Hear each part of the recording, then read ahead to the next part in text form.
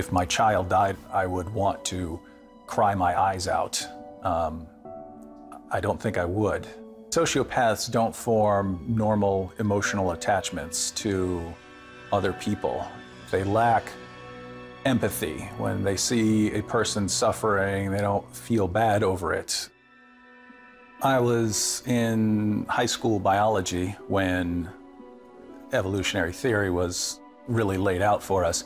Species develop new characteristics, new traits, and then those can actually eventually take over. And so I concluded that maybe I had reached a higher stage of humanity where I wasn't held back by emotions the way other people were. And so I came to regard all these little rules that people tell you to follow as kind of brainwashing me. Breaking into places and, breaking into the school or stealing things. I felt like I was stripping away these layers of rules that people had been imposing on me my entire life, and it was an amazing feeling. And if I really wanted to sort of be free of everything I've been brainwashed into thinking about right and wrong, and I decided to kill my dad. And I decided to do it in a brutal fashion, not a gunshot or anything. I was going to do it with a hammer. When I walked up to my dad, I had a hammer in my hand, and I hit him in the head 7 or 8 times with a ball-peen hammer until I thought he was dead, and I just left. One of his friends, Jim, found him, covered in blood, took him to a hospital, and so I went and told my mom, hey, I may have done this because I think I'm being told on at that moment. Instead of taking me to the police or anything, she took me to a psychiatric hospital. They made a report based on the time that I was there, and it said antisocial personality disorder. Eventually, Virginia had them remove me from the psychiatric hospital and take me to jail.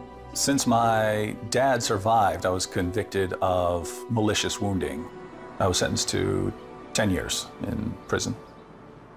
There was a Christian named Randy, and he was a bit different from everyone else. And one day he was reading his Bible, and I walked up to him and I said, hey, you know why you're reading your Bible? You're reading your Bible because you're born in the United States. If you've been born in China, you'd be a Buddhist. If you've been born in India, you'd be a Hindu. If you've been born in Saudi Arabia, you'd be a Muslim, because people like you believe whatever you're taught to believe. He started arguing with me and started tearing me to pieces, and that was very different from other Christians that I'd argued with in the past. I ended up in, for a couple of months, a series of arguments with Randy about Christianity versus my worldview. Randy was winning the arguments that we would get into. I'm not going to beat him this way. I'm going to have to really learn the Bible so that I can respond to him. I regarded that as my weakness. I have to say I was impressed with Jesus. I went from thinking that I'm the best person in the world to thinking that I'm the worst person in the world. The question came up, either I'm stuck like this, or there's someone out there who can deal with this, who, out of anyone, had the ability to change, radically change, severely messed up people. It's Jesus or it's nothing. It's Jesus or there is just no hope.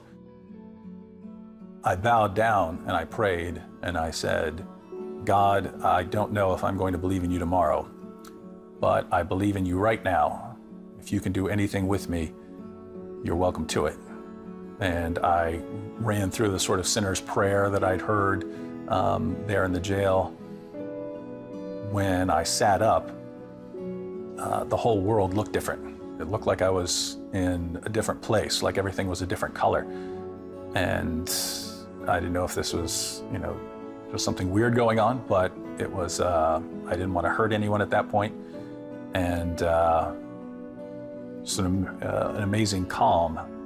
I felt like I'd been physically nonstop brawling all my life, and that I finally could just sit down and rest.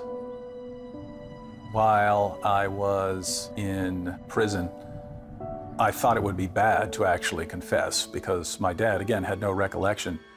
I'm a Christian now. I can't spend my entire life saying I haven't done something that I've done. I'm going to write a letter to my dad right now and lay everything out to him. He came to see me at the first chance, and he said, it's okay, and he forgives me. And he told me, he said, I really didn't think you did it. And so for him to hear all of that at once and then to forgive me, it's amazing stuff. Between jail and prison, I was locked up for a little over 5 years. I got out of prison in 2000 and started college immediately. Started arguing with a young woman who was an agnostic, and she eventually became a Christian, and we were married the following year. We have kids, and you know, getting to watch them grow up, and given the things I've done, I should not be able to have this sort of normal life. It kind of blows me away. I want people out there to know that there is a creator to this world, that there is a point to this world, that other people are important, that it's not just all about you. Jesus rose from the dead, and that shows that there is a point to everything, that there is a creator, that he does care about us, and that he entered this world to die for us. And that is a message that matters because it changes everything.